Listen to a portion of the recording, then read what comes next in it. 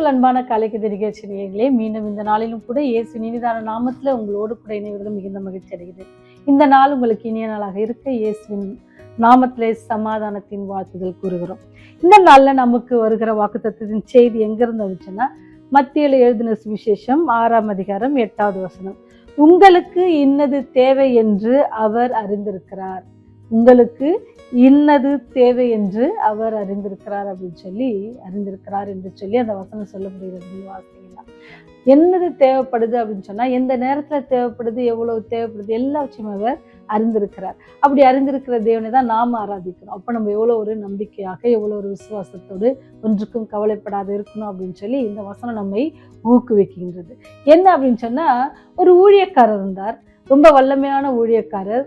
சோராது எப்பொழுதும் ஆண்டவருக்காக இரவும் பகலும் தேவ ஊழியத்தில் அதிகமாக பங்கு கொண்டிருக்கிற ஒரு பெரிய ஒரு ஊழியக்காரர். அவர் ஒரு தன்னலமற்றவர். அவர் தனக்காக எதையுமே அதிகமாக சேர்த்து வைத்துக் கொள்ள மாட்டாரு. அப்போ அவருக்கு ஒரு கோட், ஒரு சூட் இருந்துச்சு. அந்த சூட் ரொம்ப பழசா இருந்துச்சு. அதை என்ன செய்யலாம், அவருக்கு வருகிற வருமானத்துல என்ன செய்யலாம், அதிகமா நிறைய கூட அவர் என்ன செஞ்சிருக்கலாம், வாங்கி ஒவ்வொரு வாரமும் அல்லது ஒரு வருடத்துக்கு 2 அல்ல அது அப்படி எடுத்திருக்கலாம். ஆனா அவர் அந்த ஊழியக்காரர் அப்படி செய்யல. ஏன்னு சொன்னா, அவருடைய காரியம் என்ன அப்படின்னா, அவருடைய நோக்கம் எல்லாம் என்னன்னா, மற்றவர்களுக்கு உதவ வேண்டும், ஊழியம் செய்ய வேண்டும், கஷ்டப்படுறவர்களுக்கு உதவணும். அப்படிதான் அவருடைய மனசு போயிட்டே இருந்துச்சு. அவருடைய சூட் ரொம்ப பழசாயிருச்சு. அதுக்கு நேரம் கண்டிப்பா அவுத்து போட, இனிமேல் அதை பயன்படுத்த முடியாதுன்ற சூழ்நிலை இருக்கிற வேளையில மனதுல அவர் வாங்கலாமா வாங்கக்கூடாதுன்ற போராட்டங்கள், செய்யணுமா வேண்டுமா கண்டிப்பா அப்படின்னு. ஏன்னா அவர் இருக்கிற தேசத்துல கண்டிப்பா சூட்டு போட்டுதான் ஆகணும். பட் என்ன ஆச்சு அப்படின்னு சொன்னா, அவர் அப்படி இருக்கிற விதத்துல அவருக்கு தெரிந்த ஒரு நண்பர் அவரை பார்க்கிறாரு. இவர் ஒரு இடத்துல நடந்து போகும்போது அவரை பார்த்து அவரை விஷ் பண்றாங்க. 2 பேரும் அவங்களுடைய அன்பை பரிமாறிக்கொள்றாங்க.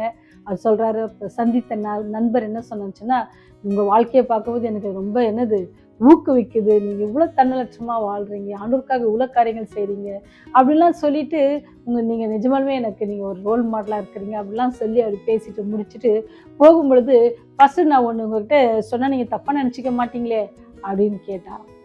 சொல்லுங்க பிரதர், நான் என்ன தப்பா நினைச்சுக்க போறேன், ஆண்டுடைய பிள்ளைகள் மத்தியில என்ன தப்பா நினைக்க இருக்குது அப்படின்னு சொல்லி அவரு கேட்கிறாரு. அப்படி கேட்ட உடனே இவருக்கு ரொம்ப ஆச்சரியம் ஆயிடுச்சு. என்ன சொன்னாருன்னு சொன்னா, அந்த நண்பர், என் வீட்டுல ஒரு சூட் இருக்கு, புதுசு, யாரும் இன்னும் பயன்படுத்தல, ஆனா அந்த சைஸ் உங்களுக்கு சரியா இருக்கும் தான் நினைக்கிறேன். நீங்க வீட்டு பக்கம் வந்தீங்கன்னா அந்த சைடு போட்டு பாருங்க, பிடிச்சிருந்தா எடுத்துட்டு போங்க அப்படின்ட்டு சொன்னாராம். அப்ப அந்த பிரசங்க சொன்னாரா, கண்டிப்பா அது எனக்கான அளவா தான் இருக்கும். ஏன்னு சொன்னா, ஆண்டவர் உங்க மனசுல பேசியிருக்கிறாரு. ஆண்டவர் உங்க மனசுல எனக்கு இந்த சூட்டை குறித்து சொல்வதற்கு என்ன சொல்லியிருக்காரு, பேசியிருக்கிறாரு. அப்படின்னா அந்த சைஸ் எனக்கு கண்டிப்பா கரெக்டா இருக்கும், நான் போட்டு பார்க்கணும்னு அவசியம் இல்லை அப்படின்னு சொல்லி அந்த பிரசங்கர் சொன்னாராம். என்ன ஒரு ஆச்சரியம் இல்லை? அவருக்கு மனசுல ஒரு சூட்டு கண்டிப்பா தேவைப்படுது, ஆனா அவர் அதை வாங்கல. ஆனா அங்க அவருக்கு பரமபிதா, நம்முடைய அன்பான ஆண்டவர், அவர் எப்படி சொல்லியிருக்காரு, உனக்கு இன்னது தேவைன்னு அவர் அறிந்திருக்கிறார்ல, அவருக்கு தேவைன்னு சொல்லி அங்க பாருங்க ஒரு சந்திப்பு. அந்த சந்திப்பின் கடைசியில் அவர் சொல்றாரு, நீங்க என்ன செய்யுங்க, போட்டு பாருங்கன்றாரு. இந்த பிரசங்கருடைய விசுவாசத்தை பாருங்க. அவர் சொல்றாரு, போட்டு பார்க்க தேவையில்லை. ஏன்னு சொன்னா, என்னுடைய அளவு யாருக்கு தெரியும், என் ஆண்டவருக்கு தெரியும். அதனாலதான் அவர் உங்ககிட்ட பேசியிருக்கிறார். அதனாலதான் நீங்க அதை ஏன்ட்ட சொல்லியிருக்கிறீங்க. அதனால அது கரெக்டா இருக்கும். அது கரெக்டா இருக்குன்னு அந்த சொல்ற வார்த்தை, அவருடைய விசுவாசத்தின் அளவை பாருங்க. நீங்களும் நானும் எத்தனை நிலையில, ஆண்டவர் எனக்கு இது கிடைக்கல, அது கிடைக்கல, நான் கேட்டுட்டு இருக்கேன், வரல, எதிர்பார்த்திருக்கிறேன், கிடைக்கல அப்படின்லாம் சொல்லி நம்ம வருத்தப்படுறல. ஆனால் ஏற்ற வேலைகளை உங்களுக்கு இன்னது தேவை என்று சொல்லி அவர் அறிந்திருக்கிறார். அதை நாம் என்ன செஞ்சிடக்கூடாது, மறந்துடக்கூடாது.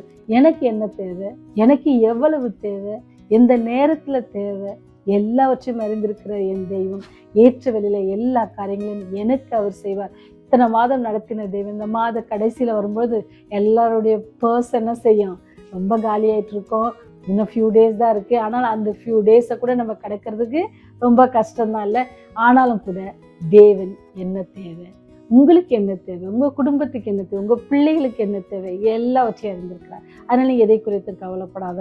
அவர் சொல்றாருல, கர்த்தர் ஆச்சரியமான வழிகளில் நம்மை வழி நடத்துவார். ஒருவேளை நமக்கு எதிர்பார்த்திருப்போம், இவங்க கிட்ட கேட்டா உதவி கிடைக்கும், இவங்க எனக்கு நிறைய தடவை செஞ்சிருக்காங்க, இப்ப கேட்டாலும் தருவாங்க அப்படின்னு நம்பிக்கையோட இருந்து நீங்க கேட்டா கூட சில நேரத்துல அவங்க கருத்துல நமக்கு கிடைக்காது. நம்ம நினைச்சே பார்த்திருக்க முடியாத ஒரு நபர் நமக்கு என்ன செய்வாங்க, உதவி செய்வாங்க. நீங்க இந்த கதை நான் ஏன் சொன்னேன் அப்படின்னு சொன்னா, நம்ம வாழ்க்கையில நமக்கு ஆண்டவர் ஏற்ற வேலையில எத்தனை காரியங்களை செஞ்சிருக்கிறாங்க. அதை நம்ம நினைச்சு பார்ப்போமா? ஏன்னு சொன்ன ஆண்டவர் எல்லாவற்றையும் கொண்டு அவர் ஜெயம் தருவார். நீங்க பாத்தீங்கன்னா வேதாந்தத்துல அநேக சாட்சிகள் இருக்கு. காகத்தை கொண்டு என்ன செய்வாரு? போஷித்திருக்கிறாங்க. மீனை கொண்டு என்ன செஞ்சிருக்காங்க? ஆசீர்வதிச்சிருக்காங்க. இப்பேற்பட்ட வல்லமையுள்ள தேவன் இன்று உங்களோட கூட இருக்கிறார். உங்களுக்கு என்ன தேவை, உங்களுக்கு என்னது தேவை என்று அவர் அறிந்திருக்கிறார். அதனால எதுவா இருந்தாலும் அவர் பார்த்து கொள்வார். நீங்க கவலைப்படாதபடிக்கும் அவர் மேல் நம்பிக்கை இருந்து அவரை நம்ம பற்றி கொள்வோம்னு சொன்னா, அவர் என்னது? கர்த்தரை துதித்து நாம பாடணும். ஏன்னு சொன்னா, இம்மட்டும் நம்மை காத்த இம்மானுவேல் இன்னமும் நடத்துவார் என்ற விசுவாசத்தோட இந்த நாளை துவங்குவோமா? ஜெபம் செய்வோம். கிருபையும் இரக்கம் நிறைந்த தகப்பனே, அன்பு நிறைந்தவரே, உடைய பாத்துல வருகிறோம் சுவாமி. எங்களுக்கு இன்னது தேவை என்று சொல்லி அறிந்திருக்க அன்பின் தகப்பனே, இத்தனை மாதமும் எங்களை வழி நடத்தினவரை, தொடர்ந்து இம்மட்டும் காத்த இம்மானுவேல் தொடர்ந்து இனிமேலும் எங்களை காப்பீர் என்ற விசுவாசத்தோடு நாளுடைய கரத்துல ஒப்பு கொடுக்கிறோம். இது எங்களோடு கூட இருங்க. கைட்டு செய்கிற காரியங்கள் எல்லாவற்றையும் கிருபை எங்களோடு கூட இருந்து எங்களை வழிநடத்த வேண்டுமா? கெஞ்சி கொண்டாடணும். பாவிகளாக எங்கள் மேல் கிருபையா இருங்க தகப்பனே. எங்களுடைய குற்றங்கள், குறைகள், பாவங்கள், மீறுதல்கள், தவறுகள், தப்பிதங்கள் எல்லாவற்றையும் ஒரு விசை கூட நீர் மன்னித்து சாமி, இந்த ராஜ்யத்தின் பிள்ளைகளாக எங்களை நீ மாற்றி அறுத்த வேணுமாய். ஆவியானவர் எங்களோடு கூட இடைப்பட வேணுமாய் கெஞ்சி கொண்டாடணும். தொடர்ந்து ஆண்டவரை நோக்கி கூப்பிடுகிறவர், கண்ணீர் வடிக்கிறவர்கள், குழந்தைக்காக இயங்குகிற பிள்ளைகள் எல்லாரையும் நாங்கள் நினைத்து உடைய கரத்துல ஒப்பு கொடுக்கிறோம். இந்த ஊழியத்தை சுமந்து செல்கிற போதகர்களுக்காக ஜெபிக்கிறோம். ஆண்டவரே, ஊழியக்காரர்களை நீங்க ஆசீர்வதிங்க. உடைய தேவைகளை சந்தித்து உங்களுடைய குடும்பங்களை ஆசீர்வதிங்க தகப்பனே. எல்லாவற்றுக்கும் மேலாக ஆண்டவரே, உடைய ராஜ்யம் வரும்பொழுது நீர் எங்களை நினைத்தள்ள வேண்டுமா? இயேசுவின் வழியாய் தாழ்மையோடு ஜெபிக்கிறோம் ஜீவனுள்ள பரலோக பிதாவே.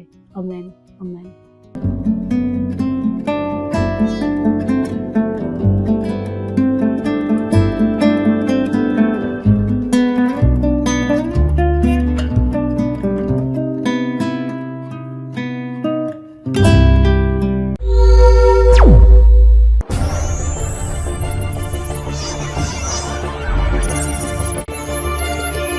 நீங்கள் பார்த்துக் கொண்டிருப்பது உங்கள் ரிவைவல் டிவி.